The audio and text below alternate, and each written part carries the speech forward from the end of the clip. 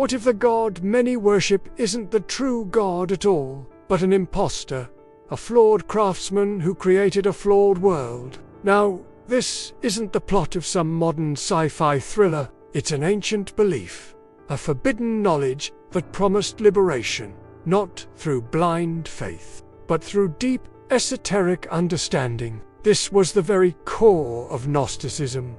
Welcome. Today, we're diving into the shadowy, often misunderstood world of Gnosticism.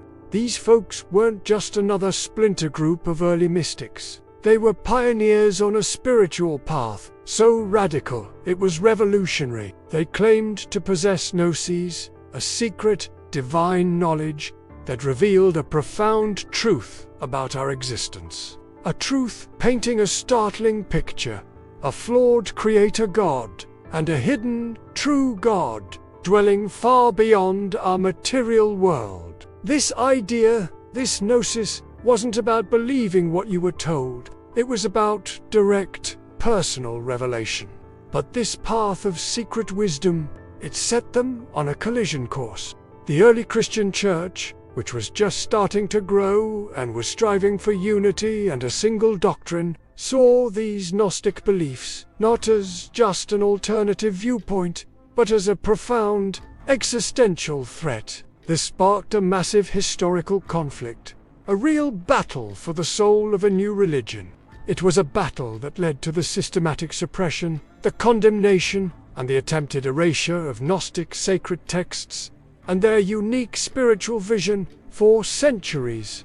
Their voices were silenced, their teachings twisted, known mostly through the hostile writings of those who accused them. Today, we're pulling back the veil on these forbidden teachings. What did the Gnostics really believe? Why were their ideas so dangerous to the powers that be? And what can the rediscovery of their lost Gospels tell us about the sheer diversity of early spiritual thought, and maybe the very nature of truth itself? Join us as we expose the world of Gnosticism and the historical forces that tried to wipe it from memory. At the absolute heart of Gnosticism is the concept of the word itself is Greek, meaning knowledge. But we're not talking about your ordinary textbook knowledge here. This was a profound, experiential, and deeply personal insight into the divine. For Gnostics, salvation wasn't something you achieved through faith in a dogma or by sticking to religious laws handed down by an institution. No, it was attained by awakening this inner gnosis, a direct knowing of your true spiritual nature and your origin in a transcendent, divine realm. Imagine living in a world that you felt was somehow off, imperfect, a place of suffering and illusion. The Gnostics felt this deeply. They saw the material world not as some divine gift from a perfect creator, but more like a cosmic error, a kind of trap, a gnosis. That was the key to escaping this trap. It was the understanding that could liberate the divine spark they believed was imprisoned inside every single human being. So, who were these Gnostics? It's really important to get that they weren't a single, unified church or organization.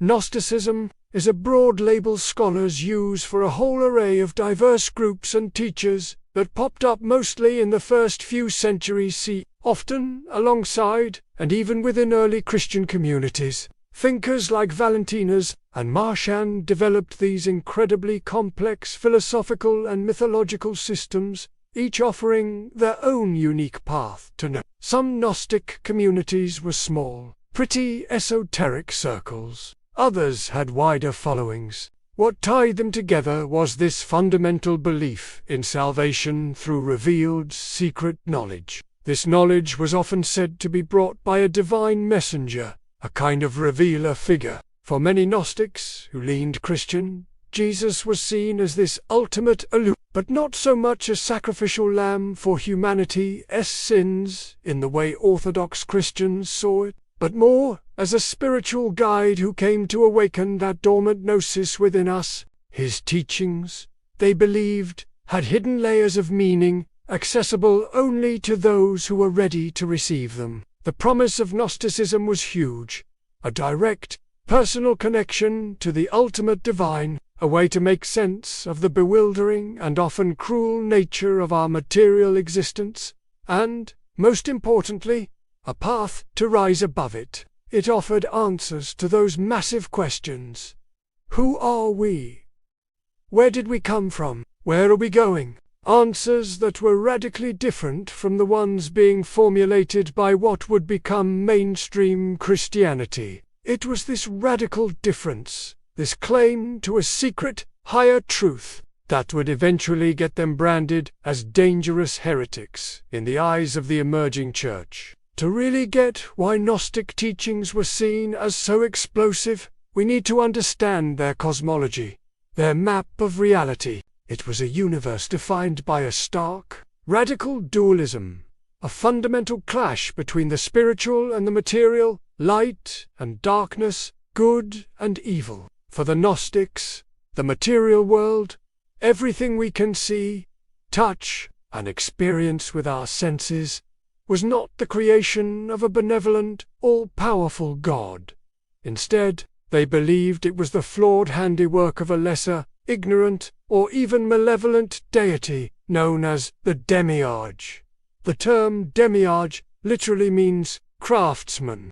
In some Gnostic systems, this Demiurge was actually identified with the God of the Old Testament, Yahweh. They saw this creator figure as arrogant, jealous, unlimited, a being who thought he was the one true God, totally unaware of the vaster, purer spiritual realms beyond his own perception. The imperfections, suffering, and decay we see in the physical world, direct reflections of its flawed creator, far beyond this flawed material cosmos and its imperfect creator. The Gnostics proposed there was a true, supreme God.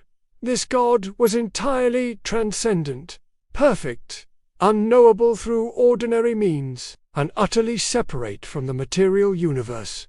This was the source of all goodness, light, and pure spirit. Between this ultimate God and our material world lay a complex hierarchy of divine emanations or spiritual beings, called eons, existing in a realm of pure light known as the pleroma or fullness.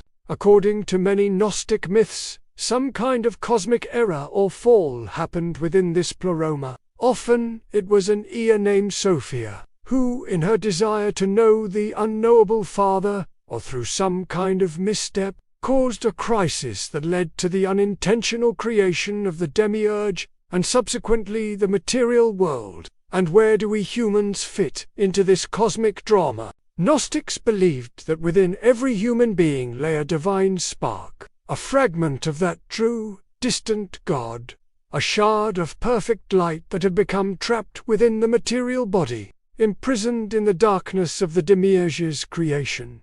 This divine spark was our true self, our connection to the pleroma. The physical body and the material world were seen as prisons for this spark. Ignorance of our true origin and nature, that was the chain keeping the spark captive. This worldview had some pretty profound implications. If the creator God of this world was flawed or even hostile, then the laws and conventions of this world, including many traditional religious laws, were suspect. They were seen as tools of the Demiurge, designed to keep souls in bondage, distracted from their true spiritual potential. This rejection of the material world and its supposed creator, including for many the God of the Hebrew Bible, was a direct challenge to the foundations of both Judaism and the rapidly developing Orthodox Christian understanding, which strongly affirmed the goodness of creation and the singular benevolent God as its architect.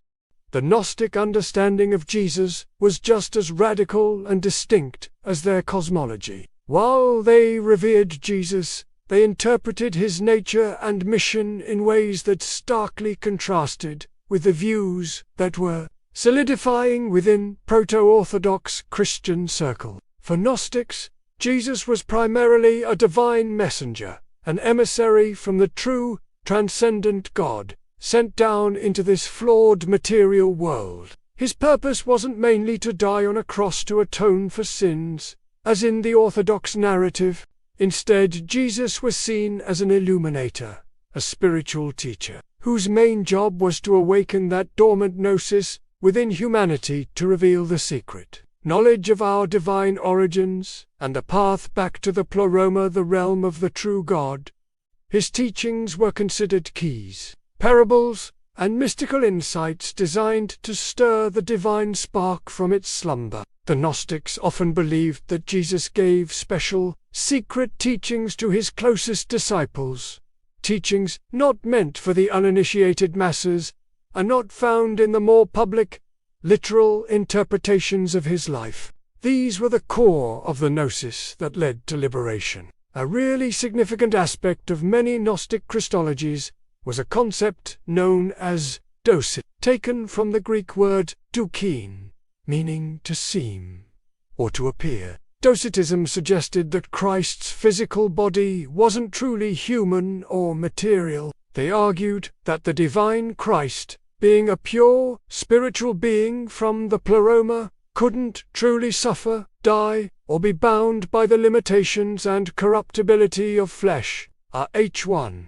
So, his human form was either an illusion, a phantasm, or just a temporary vessel he wore. Some believed the divine Christ descended upon the human Jesus at his baptism and then departed before the crucifixion. This denial of the physical incarnation and the literal, bodily suffering and resurrection of Jesus was a massive point of contention with the emerging Orthodox Church, for whom the physical reality of Christ's life, death, and resurrection was absolutely central to salvation. This Gnostic Christ was less a savior in the sense of a sacrificial victim paying a debt for sin, and more of a spiritual guide, a revealer of hidden truths. Salvation came not through faith in his atoning death, but through understanding and integrating the gnosis he brought. This fundamentally changed the relationship between the believer and the divine. It suggested a more direct, individual path to enlightenment, one that relied on inner awakening rather than solely on the mediation of a priestly class or some church institution.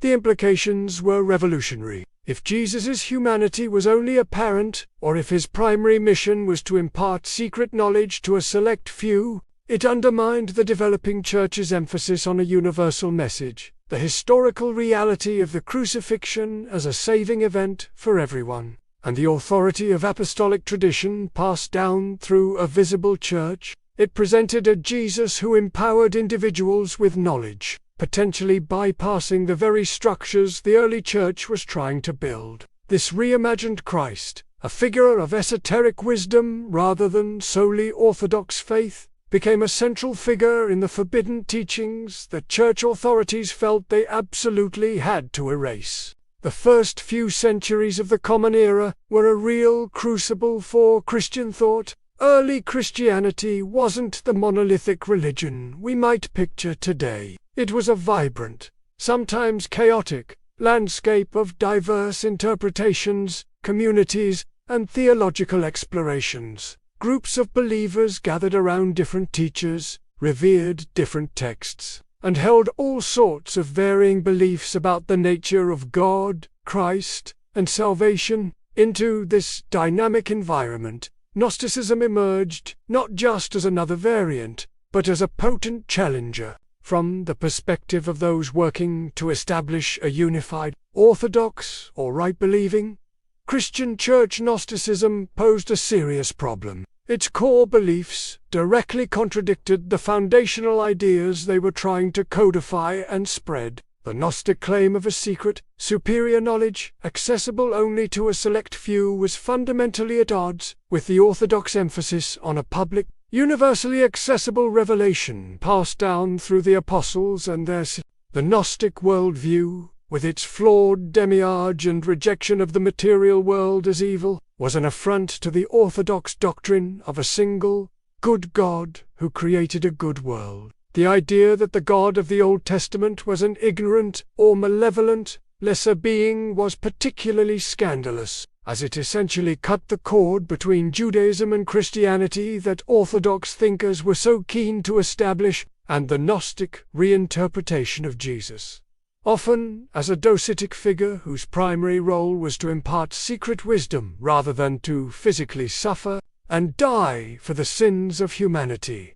Struck at the very heart of the Orthodox understanding of salvation, it undermined the significance of the crucifixion and resurrection as historical, saving events. Prominent early church leaders, figures we now know as the Church Fathers, men like Irenaeus of Lyons, Tertullian of Carthage, and Hippolytus of Rome, saw Gnosticism as a dangerous plague. They wrote enormous amounts, works known as heresies. They argued that Gnosticism wasn't true Christianity at all, but a perversion, a distortion of Jesus' message, often borrowing from pagan philosophies and mystery cults. Why was it seen as so dangerous? Well, firstly, it threatened the unity of the rapidly growing Christian community. If multiple, contradictory truths could coexist, how could a coherent church even emerge? Secondly, it undermined the authority of the scriptures that were gradually being recognized as canonical.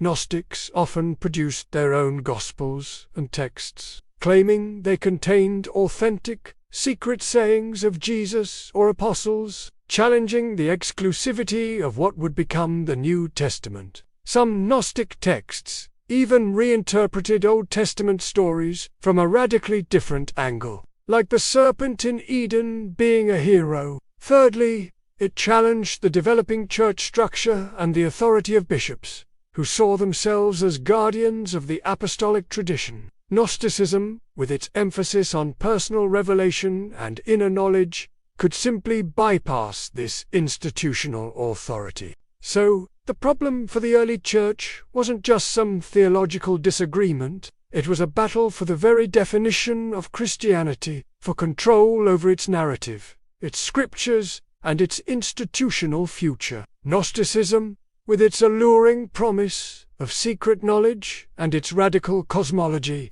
represented a fundamental fork in the road, a path that, if allowed to flourish, could have led Christianity in a vastly different direction. The clash between Gnosticism and the emerging Orthodox Church wasn't some polite academic debate.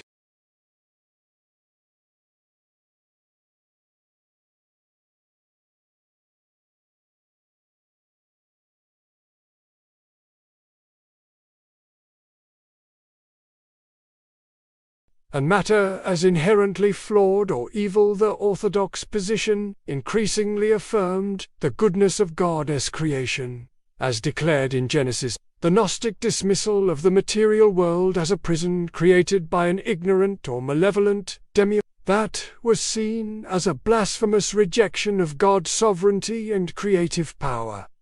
The battle was also for souls and authority. The Church saw itself as the guardian of the one true faith, revealed by God through Jesus Christ and faithfully passed down by the apostles. Gnostic teachers, though presented themselves as channels of a higher, secret wisdom, often claiming their knowledge was superior to the common faith taught by the Church. This directly challenged the Church's role as the sole mediator of salvation and divine truth. If individuals could attain salvation through personal gnosis, potentially outside the Church's sacraments and teachings, then the necessity and authority of the institution itself were thrown into question. This led to the critical process of defining heresy.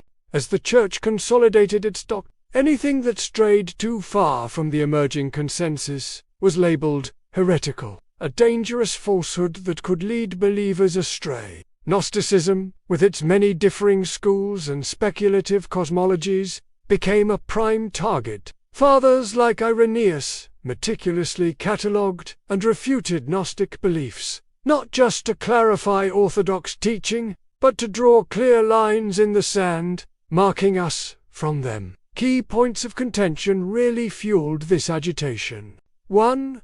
The nature of God.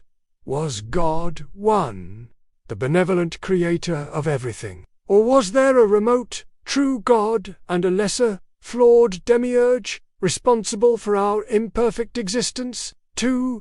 The nature of creation. Was the world fundamentally good, even if fallen through human sin? Or was it an inherently evil prison? 3. The nature and role of Christ. Was Jesus, the unique Son of God, fully human and fully divine, who died a physical death and resurrected for the salvation of all? Or was he a purely spiritual emissary whose humanity was just an illusion, come to impart secret knowledge to a select few? 4. The path to salvation. Was salvation achieved through faith in Christ's atoning sacrifice and participation in the Church's sacraments? Or was it through attaining esoteric gnosis and liberation from the material body? 5. Scriptural authority. Which texts actually held divine authority? Only those acknowledged by the emerging Orthodox consensus, or could Gnostic Gospels and writings also claim legitimate apostolic roots?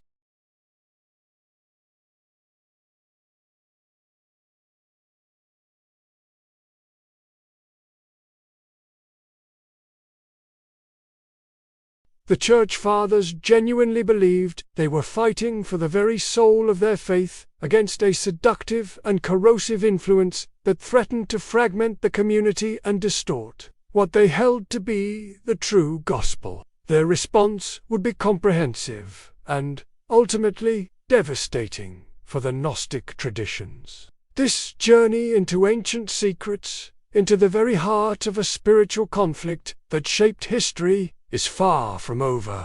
If you're finding this exploration as fascinating as I do, and you want to uncover more hidden narratives and forbidden histories, make sure to hit that subscribe button and the notification bell. That way, you won't miss our next deep dive into the mysteries of the past. The Gnostic path, with its promise of secret knowledge and liberation from a flawed material world, was the solution Gnostics offered to the human condition. But to the burgeoning Orthodox Church, this solution was a poison. The response wasn't just debate. It was a systematic and increasingly forceful campaign of suppression aimed at completely erasing Gnostic teachings from the Christian landscape. As the Church gained influence, especially after the Roman Emperor Constantine's conversion in the early 4th century and the Edict of Milan in 300 CE, which granted Christianity legal status, its power to define and enforce orthodoxy grew immensely. By 380 CE, with the Edict of Thessalonica, Christianity became the state religion of the Roman Empire. This transformed the Church from a persecuted minority into a formidable political and social force. And this newfound power was used to consolidate doctrine and eliminate dissent. Gnostic beliefs were formally and repeatedly condemned as heretical by influential church councils. These councils, like the famous Council of Nicaea in 325 CE, were convened to establish doctrinal uniformity and address theological controversies.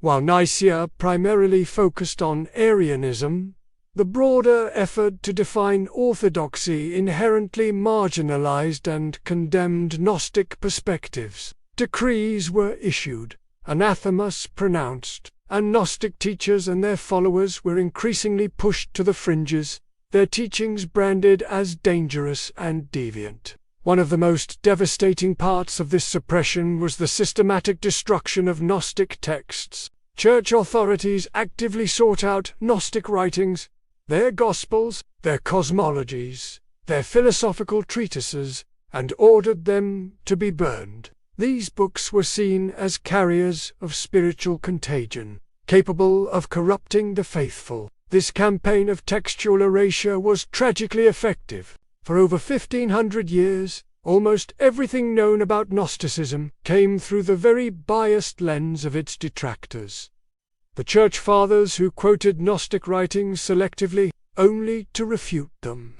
The authentic voice of the Gnostics themselves was almost entirely silenced. The suppression wasn't just about ideas and texts. It was about communities. Gnostic groups, which had once flourished in various parts of the Roman Empire, especially in Egypt and Syria, were driven underground, their leaders were exiled, and their meeting places dismantled. Adherence to Gnostic beliefs became increasingly risky, leading to ostracization, persecution, and, in later centuries, with the rise of institutions like the Inquisition, even death. By the 5th or 6th century, organized Gnostic communities had largely vanished from the Mediterranean world. Their complex belief systems, their unique interpretations of Christ, their radical dualism, all were largely erased from mainstream Christian memory. They survived only as faint echoes in heresiological condemnations, or perhaps subtly influencing some mystical and esoteric undercurrents within various traditions. The forbidden teachings had been driven deep into the shadows, their rich diversity and philosophical depth almost lost to history. The victory of what became Orthodox Christianity was, in many ways, built upon the ashes of these alternative spiritual paths. The attempt to create a single, unified church came at the heavy cost of eradicating a significant portion of early Christian diversity. For nearly 16 centuries, the story of Gnosticism was told almost exclusively by its enemies. Imagine trying to understand a complex political movement solely by reading the propaganda of its staunchest opponents. That was the reality for anyone studying Gnosticism. The vibrant, diverse voices of the Gnostics themselves were buried, seemingly lost forever, under the weight of condemnation and the ashes of burned books. Then, in December 1945, something truly extraordinary happened. Near the town of Nag Hammadi in Upper Egypt, an Egyptian peasant named Muhammad Ali al-Saman, out searching for fertilizer, stumbled upon a large earthenware jar hidden at the base of a cliff. He hesitated at first, fearing a jinn might be trapped inside, but also tempted by the thought of treasure. So, he broke the jar. Inside, he didn't find gold, but something far more valuable to history. A collection of 13 leather-bound papyrus codices, ancient books. These were the Nag Hammadi Library, a collection of over 50 distinct texts, most of them previously unknown to the modern world. Painstakingly restored and translated over decades, these writings turned out to be actual Gnostic scriptures. It was as if a hidden chamber in the history of thought had suddenly been unlocked, allowing the Gnostics to finally speak in their own voices after centuries of enforced silence. The discovery was revolutionary. It fundamentally transformed the study of Gnosticism and early Christianity. For the first time, scholars had direct access to a rich trove of primary Gnostic material, allowing them to move beyond the biased accounts of the heresies. The texts revealed an astonishing diversity within Gnostic thought, far more complex and varied than anyone had previously imagined. Among these rediscovered scriptures were works like the Gospel of Thomas, a collection of sayings attributed to Jesus, some strikingly similar to those in the canonical Gospels, others profoundly different and deeply mystical. There was the Gospel of Truth, a poetic meditation on Gnosis and the nature of error. The Apocryphon of John laid out an intricate Gnostic creation myth, detailing the fall of Sophia, the emergence of the Demiurge, and the entrapment of the divine spark. Other texts, like Thunder, Perfect Mind, offered enigmatic and paradoxical pronouncements from a female divine voice. What did these texts reveal? They confirmed many of the core ideas described by the Church Fathers: the dualism, the flawed Demiurge, the importance of the reinterpretation of Jesus. But they also showed a depth, a poetic power, and a spiritual yearning that the hostile accounts had completely obscured. They offered alternative interpretations of biblical stories, particularly Genesis, sometimes portraying figures like the serpent as a bringer of wisdom rather than a tempter. They highlighted the significance of female figures in some Gnostic traditions, with Mary Magdalene often depicted as a favored disciple possessing profound spiritual insight.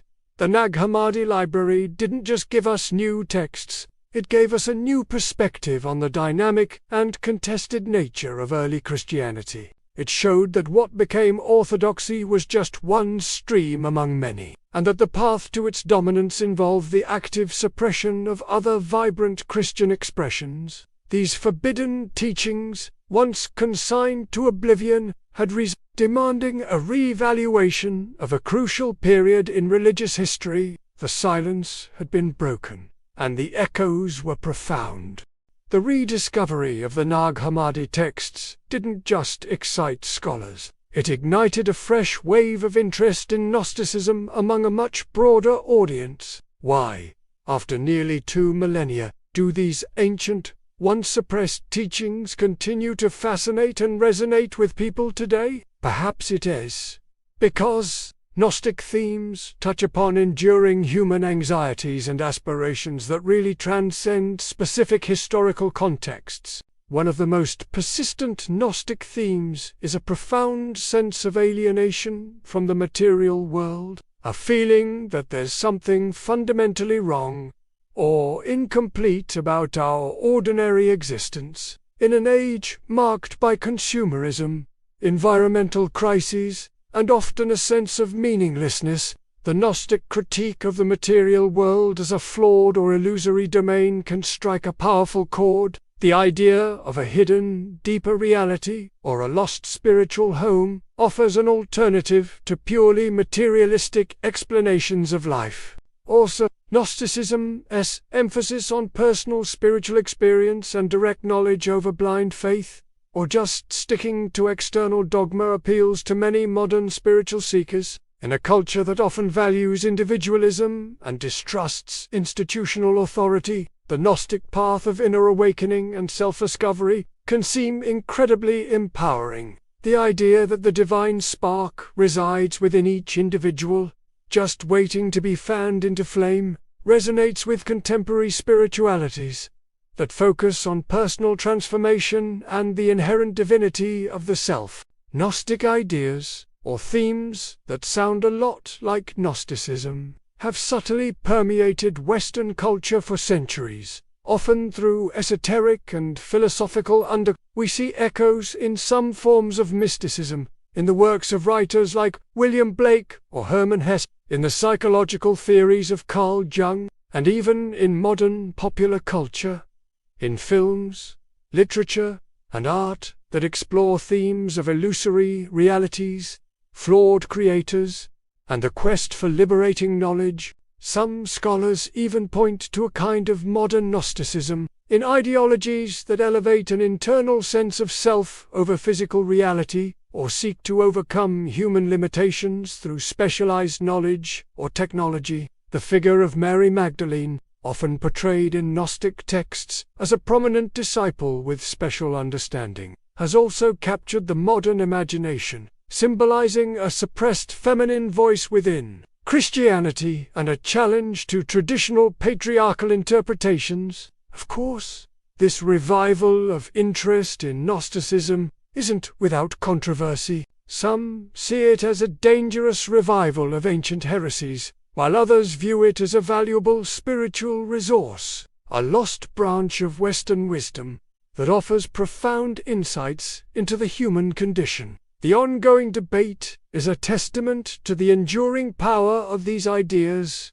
Are they truly heresy, a deviation from an established truth? Or do they represent a valid, alternative spiritual path, a road not taken that offers a different understanding of God, humanity, and salvation? The forbidden label, paradoxically, only adds to its allure. The very fact that these teachings were so vigorously suppressed suggests to many that they contained something potent, something challenging, perhaps even something true that established powers wanted to conceal. Whether one agrees with Gnostic doctrines or not, their story is a powerful reminder of the diversity of human spiritual expression and the relationship between institutional authority and individual quests for meaning.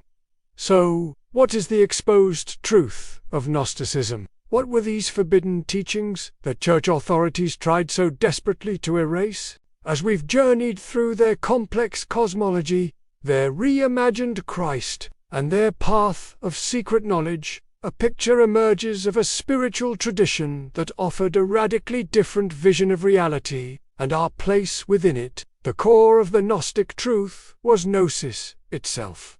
The conviction that liberation comes not from external belief or ritual alone, but from an inner, transformative understanding of one's divine nature and origin. This was a deeply personal, experiential path to salvation, one that empowered the individual seeker. The Gnostics taught that you are not merely a creature of this flawed world, you are a carrier of a divine spark, a fragment of the highest God, temporarily lost in an alien realm. The implications of their cosmology were profound. The idea of a flawed creator, the Demiurge, responsible for this imperfect and often cruel material world, offered an explanation for suffering and evil that differed starkly from orthodox attempts to explain it. It suggested that the true God was not responsible for the brokenness of the world, but was a distant, perfect source of light to which the illuminated soul could return.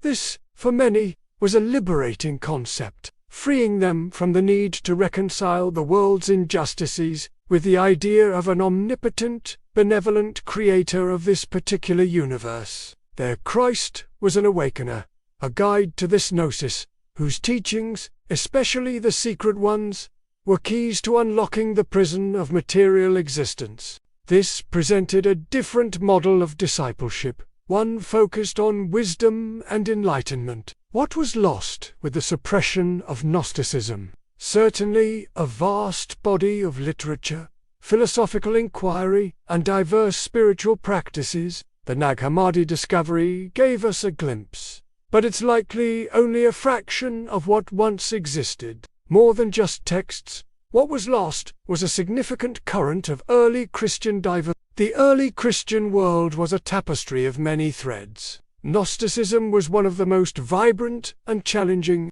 Its erasure led to a more homogenized, more narrowly defined Christianity. The suppression of Gnosticism can be seen as a pivotal moment where one interpretation of Christ's message, backed by growing institutional power, asserted its dominance by silencing its rivals. It really makes you question the nature of truth in religion. Is it singular and fixed, something to be guarded by authority, or is it multifaceted, discoverable through diverse paths and personal experiences? The Gnostic emphasis on questioning, on looking beyond surface appearances, on seeking direct experience of the divine, remains a potent challenge. Their forbidden teachings prompt us to consider the possibility that the accepted narratives, whether religious or secular, may not tell the whole story. They remind us that the quest for knowledge, for understanding our place in the cosmos, is an ancient and ongoing human endeavor. The Gnostics, in their own unique way, were daring pioneers on that quest. The story of Gnosticism is a stark reminder of how history is so often written by the victors. For centuries, these complex spiritual movements were dismissed as mere footnotes, bizarre heresies at the dawn of Christianity. Their sacred texts were burned, their communities dismantled, their voices utterly silenced. Yet, as the sands of Egypt revealed, ideas are much harder to kill than their proponents. The forbidden teachings of the Gnostics, their challenging cosmology of a flawed creator and a transcendent true God, their vision of Christ as an illuminator, and their path to salvation through secret experiential knowledge, or Gnosis they compel us to re-examine the diverse origins of Christian thought and the very nature of spiritual truth. They posed uncomfortable questions about the world, about suffering, about the divine, and about the potential for human consciousness to awaken to something far greater than just material existence. The conflict between Gnosticism and the early church was more than just a theological dispute. It was a struggle over the power to define reality, to shape belief, and to control the spiritual destiny of millions. The Gnostics may have lost that historical battle, their unique spiritual path largely erased by the authorities who deemed them a threat, but the echoes of their exposed teachings continue to resonate, inviting us to look deeper, to question further, and to consider that sometimes the most profound truths are found not in accepted dogma, but in the forbidden knowledge that lies hidden in the margins of history, just waiting to be What are your thoughts on these forbidden teachings? Do you think there's more to the Gnostic worldview than the history books traditionally told us? Let me know in the comments below. And don't forget to like this video if you found it enlightening, and share it with others who seek hidden knowledge. Thank you for watching.